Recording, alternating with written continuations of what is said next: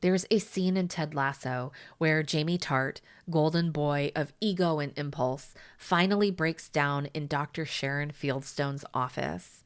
He's raw, shaking, no punchlines, no posturing, just pain. And for the first time, he doesn't need to be impressive. He doesn't need to be on. He just needs to be held. That's what we're talking about today. The difference between sharing your story with intention and asking your audience to be your therapist. Hey, it's Mary Williams, and this is the School of Moxie podcast, where we use your favorite TV shows to talk about real business, real leadership, and real damn life. This season, it's Ted Lasso, and today we're tackling a big one. The trend of being vulnerable in public when what we actually need is to be witnessed in private. Don't forget to subscribe for weekly Woo Crew updates at sensiblewoo.com/subscribe. Let me just say it. Your brand can't carry what you haven't healed. It will buckle under the weight of your unprocessed trauma. It will distort your message. It will leak no matter how inspiring you try to make it. And I get it because I've done it. Let's rewind to 2022. The Johnny Depp Amber Heard trial was everywhere. I had been through my own long, terrifying abuse history, and that trial hit a nerve I did not expect. I found myself speaking out publicly, more than I meant to, more than I had processed. It was too much too soon. I was vulnerable, yes, but I wasn't grounded. And when the feedback came in, I didn't have the emotional buffer to filter it. That's when I knew visibility without safety isn't empowerment. It's exposure. Eventually, I found a different doorway. I recorded a powerful personal episode in season 1 with Eunice Brownlee. We talked about coercive control, not just in relationships, but in the online business world, the way entrepreneurship sometimes mirrors abuse cycles, the love bombing, isolation, over-identification with the leader. And because Eunice and I had both done the work, that conversation felt like healing, not performance. It didn't demand anything from the listener. It simply invited them into the truth. That's the line. Your story doesn't have to be hidden, but it does need to be held with care, with clarity, and with boundaries. In Ted Lasso, we see this with Rebecca too. The press tears her apart. They call her petty.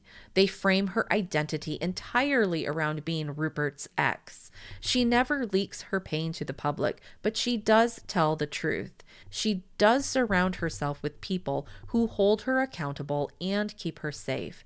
That's not secrecy. That's sovereignty. And then there's Ted himself. He keeps his trauma hidden until he can't anymore. He has a panic attack in public. He shuts down. And even when he starts seeing Dr. Sharon, he spends weeks avoiding the real stuff because he's trying to lead without letting anyone know he's breaking.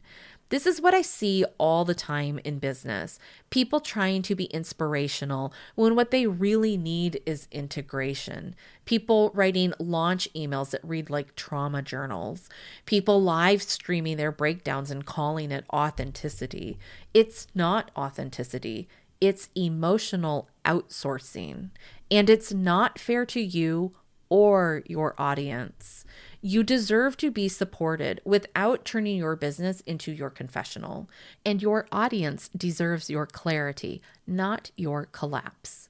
If you're still inside the wound, the story isn't ready to be told. It's okay to write about it. It's okay to explore it, but don't publish it until you know it won't unravel you. This isn't about being polished. It's about being responsible. The best stories I've ever read from entrepreneurs weren't the rawest. They were the most resourced. They came from people who had found their footing again, people who could share without needing a certain response, people who had done the messy work off stage so they could speak clearly on the mic. And when you reach that point, your story becomes medicine, not a manipulation tactic, not a marketing crutch, but a legacy.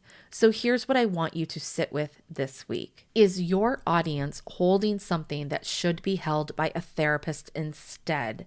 Are you asking for connection or validation? Are you sharing to serve or to self-soothe? There should never be shame in needing healing, but you do not owe the internet your pain just because vulnerability performs exceptionally well in the algorithm. This episode is brought to you by my membership newsletter, The Woo Crew. But before you commit to another subscription, did you know you can get a free reading every Saturday delivered right to your inbox? Yep, it's totally free and it's designed just for entrepreneurs. Head over to sensiblewoo.com/subscribe to sign up. You'll get a weekly tarot reading to help you make aligned business decisions, plus a peek at whether I'm the right reader for you. No pressure, no sales funnel trap. It's your taste test, the ethical way. You'll also receive weekly updates about my online and in-person workshops and events. It's not just a newsletter. It's a weekly media magazine digest for intuitive entrepreneurs who want clarity, strategy, and just the right amount of magic. You are allowed to be whole before you're public. You're allowed to hold your story sacred. You're allowed to wait. You're allowed to heal off stage. Your mess is not your brand. Your healing is not content. Your leadership is not dependent on how much you bleed in your captions.